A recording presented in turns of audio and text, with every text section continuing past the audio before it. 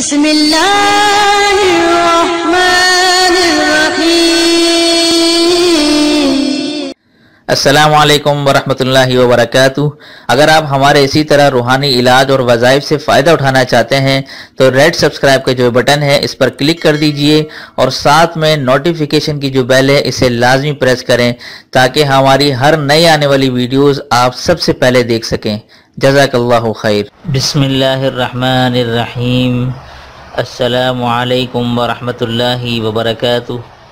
آج کا جو وظیفہ ہے جیسے کہ آپ لوگوں نے ٹائٹل میں بھی پڑھا ہے کہ جو شخص یہ آیت قطب، ایک آیت ہے جس کو آیت قطب بھی کہا جاتا ہے، وہ اتنا زبردست مجرب عمل آپ کو بتا رہا ہوں کہ اس آیت کے پڑھنے سے ہی اگر آپ اس کی عادت بنا لیں تو اللہ تعالیٰ آپ کی ہر مراد رد نہیں کرے گا بلکہ پوری کرے گا۔ جو اس کا بندہ چاہے گا جائز مراد، ٹھیک ہے نا، اس کی ہر جائز مراد اس کو پوری ہوتی ہے، اس کی زندگی میں نظر آئے گی، ٹھیک ہے۔ اور یہ میں نے لکھا بھی ہے کہ زندگی میں اس عمل کے اثرات آپ کو نظر آنا شروع ہو جائیں گے انشاءاللہ تعالی۔ بس اس آیت کی جو میں آپ کو بتا رہا ہوں اس کو آپ نے اپنا لینا ہے اپنی زندگی میں، تو اس کے اثرات آہستہ آہستہ آپ کی زندگی میں اثرات اس کے آنا شروع ہو جائیں گے۔ کوئی بھی حاجتیں، کوئی بھی مراد ہو، کوئی بھی مشکل ہو، ہر ایک چیز کے لیے آپ یہ عمل کر سکتے ہیں، ٹھیک ہے۔ تو اب میں آپ کو لے کے چلتا ہوں عمل کی طرف، انشاءاللہ بڑا زبردست فائدہ ہونے والا ہے۔ اس عمل کو پورا اینڈ تک آپ لوگ لازمی دیکھیے گا تاکہ ہر چیز آپ کو اچھی طریقے سے سمجھ میں آ جائے، ٹھیک ہے۔ اس کی اور اضافی کمالات ہیں جو میں آپ کو اسی ویڈیو میں بتاؤں گا تاکہ وہ بھی آپ دیکھ لیں، اگر وہ مسئلہ آپ کا ہو تو وہ بھی آپ اس کو کر سکتے ہیں اس کے لیے، ٹھیک ہے۔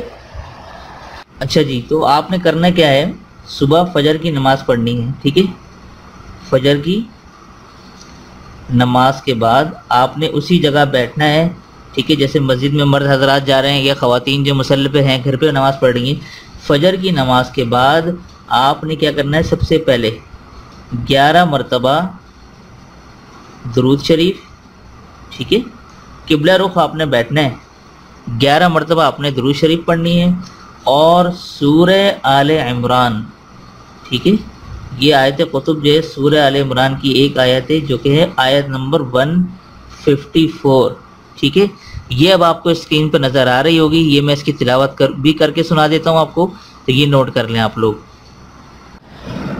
اعوذ باللہ من الشیطان الرجیم، بسم اللہ الرحمن الرحیم۔ ثم أنزل عليكم من بعد الغم أمنة نعاسا يغشى طائفة منكم وطائفة قد أهمتهم أنفسهم يظنون بالله غير الحق ظن الجاهلية يقولون هل لنا من الأمر من شيء قل إن الأمر كله لله يخفون في أنفسهم ما لا يبدون لك يقولون لو كان لنا من الأمر شيء ما قتلنا هاهنا قل لو كنتم في بيوتكم لبرز الذين كتب عليهم القتل إلى مضاجعهم وليبتلي الله ما في صدوركم وليمحص ما في قلوبكم والله عليم بذات الصدور۔ صدق اللہ العلی العظیم۔ تو یہ تھی آیت مبارکہ، آیت قطب جسے کہتے ہیں، آپ نے سن لی ہوگی۔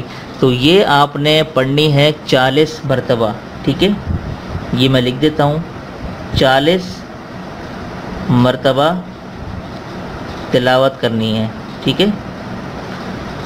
اچھا ایک بات اور یہ بتاتا چلوں کہ یہ چونکہ 40 بار پڑھنی ہے، دیکھ کے بھی آپ پڑھ سکتے ہیں اور ایک اور بات میں آپ کو بتا دوں کہ آپ اس کو یاد کر لیں اچھی طرح سے، ٹھیک ہے نا، جیسے آپ نے آخری صورتیں جیسے لوگوں نے یاد کی ہوتی ہیں نماز کے لیے، اسی طرح اگر آپ یہ کچھ دن لگیں گے آپ کو تو، لیکن یاد کر لیں، آپ کو بالکل پانی کی طرح یاد اگر آپ کر لیں، پھر آپ کے زبان پہ یہ آیت جو ہے نا جلدی جلدی آپ کے زبان پہ روانہ شروع ہو جائے گی، آپ جلدی جلدی اس کو پڑھا کریں گے، ٹھیک ہے نا۔